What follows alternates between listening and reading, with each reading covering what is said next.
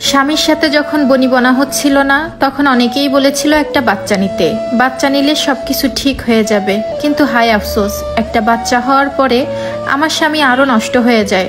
আমার বয়স এখন 25 বছর, আমি একজন গৃহবধূ। আমি আর আমার স্বামী একে অপরকে পছন্দ করতাম, তবে বিয়েটা হয়েছিল আমাদের দুই পরিবারের সম্মতিতে। 2019 সালে আমাদের বিয়ে হয়। বিয়ের পর প্রথম কয়েক মাস আমার স্বামী এবং শ্বশুরবাড়ির সবার সাথে আমার সম্পর্ক খুব ভালোই চলছিল। আমাদের বিয়েতে কোনো যৌতুক ছিল না। আমার শ্বশুরবাড়ির মানুষেরা বলেছিল মেয়েকে দিলেই হবে, আমাদের কোনো যৌতুক লাগবে না। কিন্তু কয়েক মাস পরে হঠাৎ করে তাদের আসল চেহারা প্রকাশ পেতে শুরু করলো। আমার স্বামী তার পরিবারের সবার কথা মতো নানা অজুহাতে যৌতুকের জন্য আমার কাছে টাকা চাইতে শুরু করলেন। আমার পরিবারকে জানানোর পর আমার পরিবার আমার কথা ভেবে তাদের আবদার মেটাতো, কিন্তু দিন যতই যাচ্ছিল তাদের লোভ যেন ততই বাড়ছিল। শুরুর দিকে আমার স্বামী বলেছিল সে একটা নতুন ব্যবসা শুরু করবে যাতে সংসারটা আরো ভালো মতো চলে, যার কারণে কিছু টাকার প্রয়োজন। একথা বলার পর আমি আমার বাবার বাড়ি থেকে প্রায় 1.5 লাখ টাকার মতো আমি আমার স্বামীকে এনে দিই, কিন্তু এতেই সে ক্ষান্ত হয়নি। এরপর আস্তে আস্তে 10,000, 20,000, 5,000, 30,000 এভাবে একটু একটু করতে করতে বাবার বাড়ি থেকে অনেক টাকা এনে দিয়েছি। কিন্তু দিন দিন যত টাকা দিচ্ছিলাম তাদের চাহিদার পরিমাণ তত বেশি বাড়ছিল। একদিন আমি বাধ্য হয়ে বললাম যে আমি আর আমার বাবার বাড়ি থেকে 1 টাকাও এনে দিতে পারবো না। ঠিক তখনই আমার উপর অনেক অত্যাচার শুরু করলো। সামান্য ভুলের জন্য সবাই মিলে অনেক মারধর করতো। আমার স্বামী যে আমাকে ভালোবাসতো না তা কিন্তু না, সে ঠিকই আমাকে ভালোবাসতো, কিন্তু টাকার প্রতি তার লোভ ছিল সীমাহীন।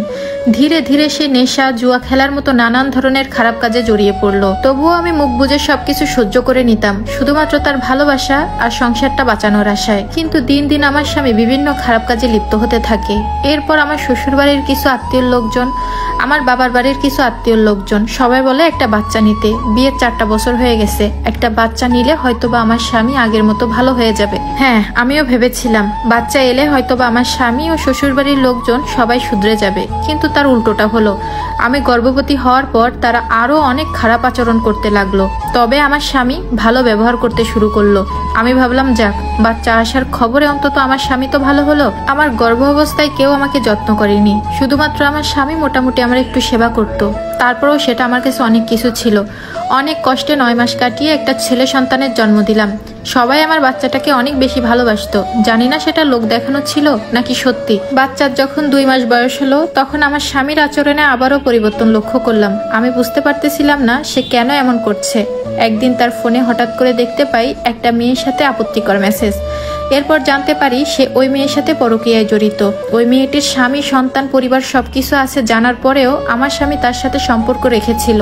আমি এই বিষয়ে তার সাথে কথা বলতে গেলেই আমার স্বামী আমাকে মারধর করত। এমনকি আমার শ্বশুরবাড়ির লোকজনকে জানালে তারাও তার ছেলের পক্ষ নিত।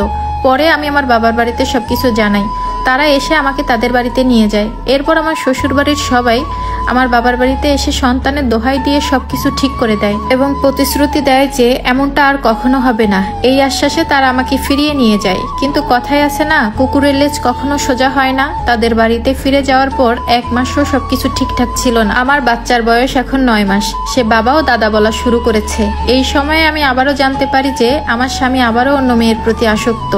তাও 1টা 2টা নয়, একাধিক মেয়ের সাথে তার পরকীয়া চলছে। সে নেশা করে, পরকীয়া করে। সবচেয়ে আফসোস লাগে, কষ্ট লাগে, সে সব সময় বলে সে আমার বাচ্চার কোনো দায়িত্ব নিতে পারবে না। আমার কোনো দায়িত্ব না নিলে কোনো সমস্যা ছিল না, কিন্তু আমার বাচ্চাটা কি অপরাধ করেছে। আমি এখন আমার বাবার বাসায় আছি। সে বলে তোমার যদি ডিভোর্স লাগে তুমি ডিভোর্স দিয়ে দাও, আমি দিতে পারবো না। এই পরিস্থিতিতে আমি এখন কি করব, প্লিজ আমাকে জানাবেন। এই স্টোরিটা একদম রিয়েল একটা স্টোরি, একটা আপুর লাইফ থেকে নেওয়া। আপনারা মন্তব্য জানাবেন।